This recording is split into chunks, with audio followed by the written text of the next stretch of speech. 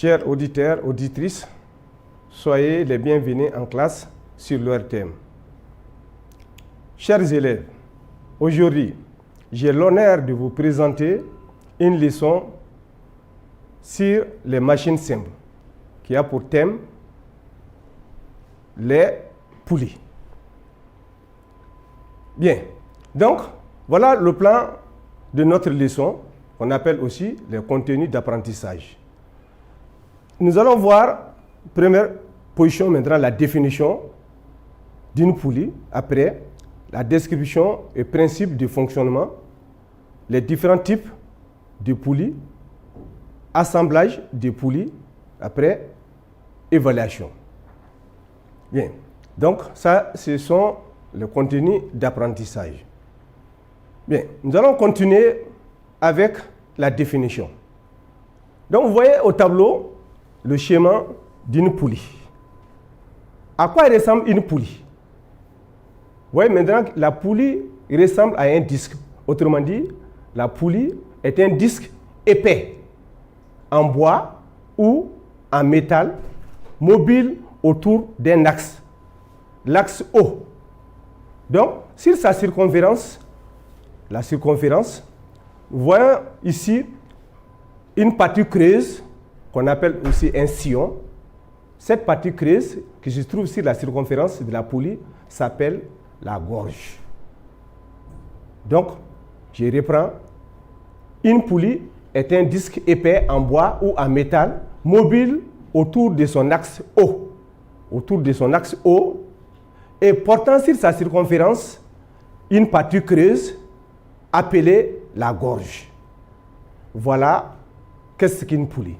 Donc, voilà, une poulie est un disque épais en bois ou en métal, mobile autour de son axe O, comportant sur sa circonférence une partie creuse nommée gorge. Voilà une poulie. Donc, comme les leviers, la poulie est une machine simple qui est utilisée un peu partout, surtout pour puiser l'eau dans un puits profond, on se sert d'une poulie.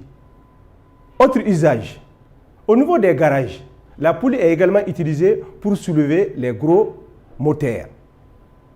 Les maçons utilisent aussi la poulie au niveau des chantiers pour faire monter les matériaux de construction. Voilà, la poulie a plusieurs usages.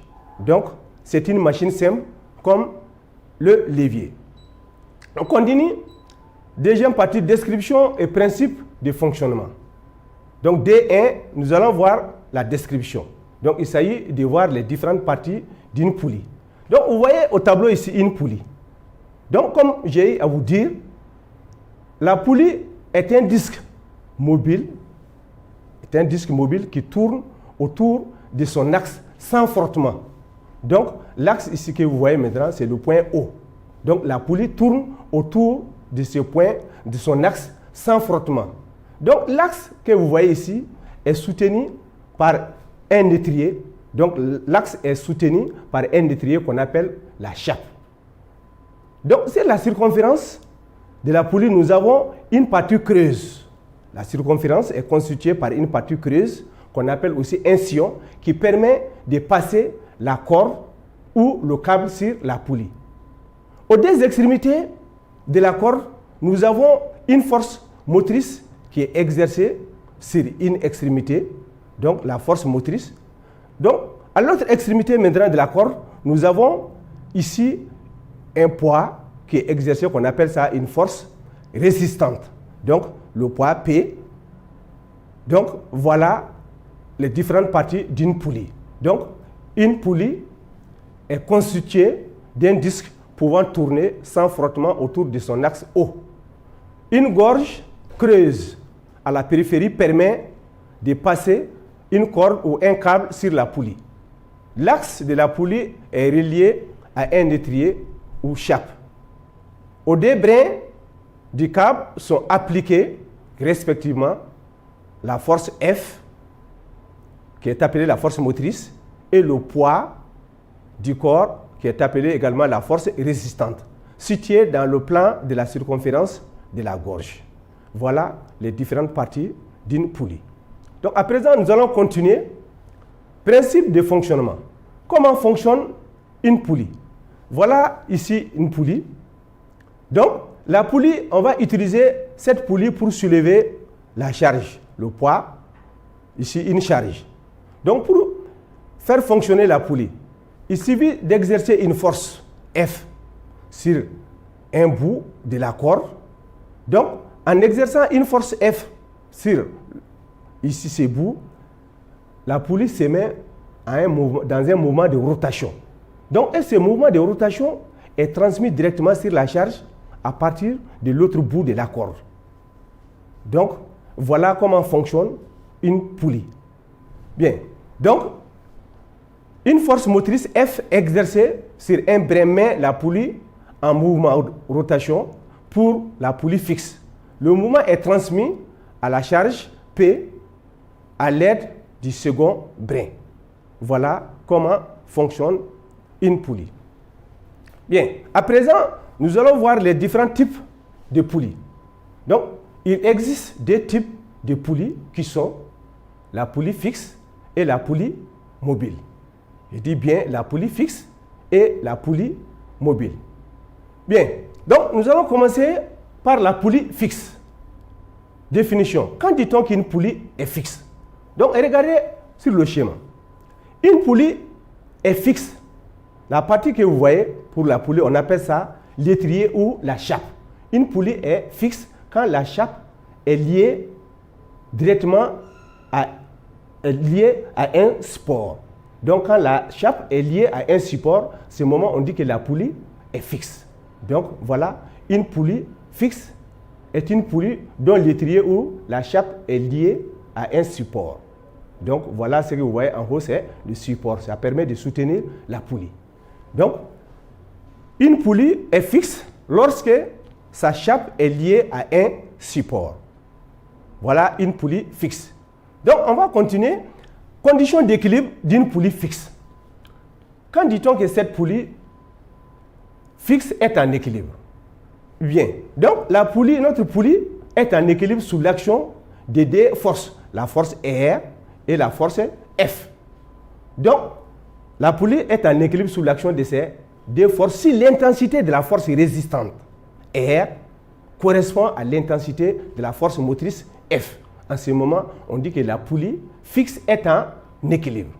Donc, si F, disons R est égal à F ou bien F est égal à R. Donc, on dit en ce moment que la poulie fixe est en équilibre. Donc, vous voyez, condition d'équilibre. Une poulie fixe est en équilibre lorsque l'intensité de la force motrice est égale à celle de la force résistante. Comme vous pouvez voir au tableau, voilà, F est égal à R. Donc, l'intensité de la force motrice correspond à l'intensité de la force résistante. En ce moment, on dit que la poulie fixe est en équilibre. Bien. Maintenant, comme avantage, la poulie fixe change la direction de la force motrice sans en changer l'intensité. Donc, voilà l'avantage d'une poulie fixe. La poulie fixe permet de changer l'intensité d'une force sans en changer l'intensité. Bien. Donc, voilà, c'était ce qu'est une poulie fixe.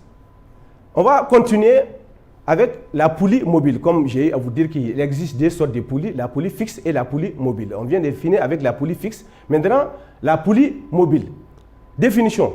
Quand dit-on qu'une poulie est mobile? Voyez encore le schéma au tableau. Une poulie fixe est en équilibre si, et voilà ici, nous avons ici la corde.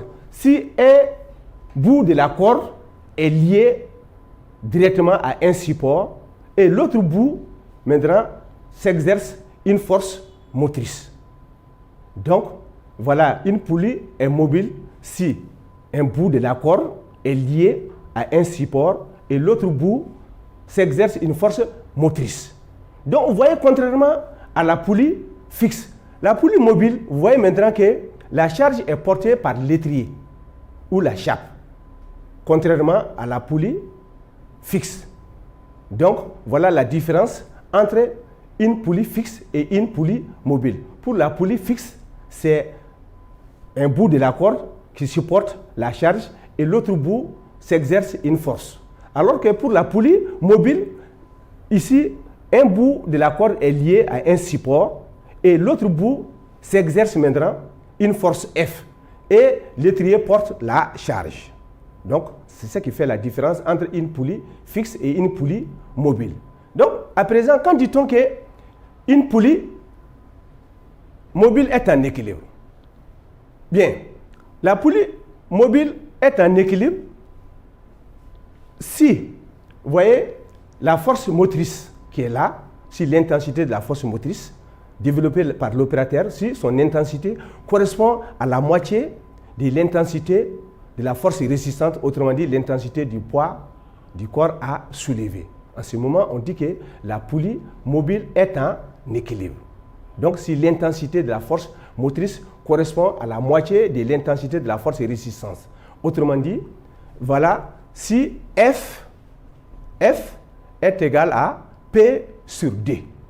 F égale à P sur D. F, c'est l'intensité de la force motrice et P, que vous voyez, est l'intensité de la force résistante. Donc, F égale à P sur D. En ce moment, on dit que la poulie mobile est en équilibre. Bien. Donc, comme avantage, la poulie mobile ne change ni la direction d'une force, ni son sens. Mais tout simplement, la poulie mobile maintenant permet de diminuer à moitié l'intensité de la force motrice. Donc, l'intensité de la force active motrice qu'il faut appliquer au brin de corde d'une poulie mobile est égale à la moitié de l'intensité de la force résistante ou au poids, résistance maintenant, au poids de l'objet à soulever. Donc, bien, voilà ici une poulie mobile. Bien, on va continuer à présent avec assemblage de poulies. Assemblage de poulies. Toujours dans le souci de rendre l'exécution facile de certains travaux, plusieurs poulies ont été associées. Donc, l'association de ces poulies, c'est ça qu'on appelle un palan. Un palan est une association de plusieurs poulies, des poulies fixes et des poulies mobiles. Donc, nous avons un exemple de palan ici. Donc, nous avons ici 3 poulies fixes associées à 3 poulies mobiles. 3 poulies fixes associées à 3 poulies mobiles. L'ensemble de ces poulies-là constitue un palan à 6 brins. Donc, ça, c'est un palan à 6 brins, autrement dit, un palan qui est constitué par 6 poulies. Donc, on peut avoir un palan à 4 brins, autrement dit, un palan qui est constitué par 4 poulies ou 4 brins. Donc, quand dit-on qu'un palan est en équilibre? Donc, un palan est en équilibre lorsque l'intensité de la force motrice F est égale à l'intensité de la force résistante P divisée par N. Comme vous voyez au tableau, alors F égale à P sur N. Donc F désigne l'intensité de la force motrice et P désigne l'intensité de la force résistance. N désigne le nombre de poulies ou le nombre de brins. Donc voilà la formule d'un palan. Quand dit-on qu'un palan est en équilibre? Bien. Présent, nous allons continuer. Les poulies et croix de transmission. Donc, la poulie, ou bien les poulies ne servent pas seulement à soulever les charges, mais les poulies aussi servent à faire fonctionner les machines. Donc, nous avons ici deux poulies ici, la poulie mobile, qui est la poulie A, et la poulie menée, qui est la poulie B.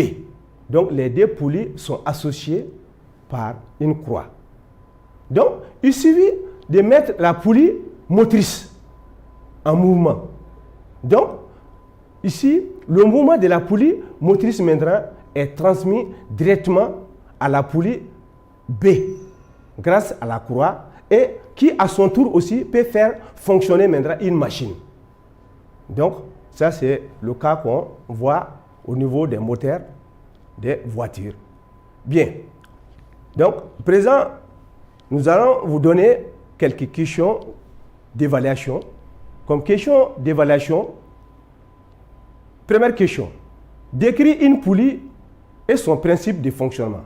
Deuxième question, définir une poulie fixe, une poulie mobile, un palan. Troisième question, établir la formule de la condition d'équilibre d'une poulie fixe et d'une poulie mobile. Comme exercice, on veut soulever une charge de 150 Newton à l'aide d'une poulie mobile. Calcule l'effort qu'il faut exercer à l'extrémité libre du câble pour maintenir la charge en équilibre. Voilà 3 questions et un exercice que vous allez essayer à la maison. Chers auditeurs, chères auditrices, chers élèves, nous voilà au terme de notre leçon. Je vous remercie pour votre aimable attention.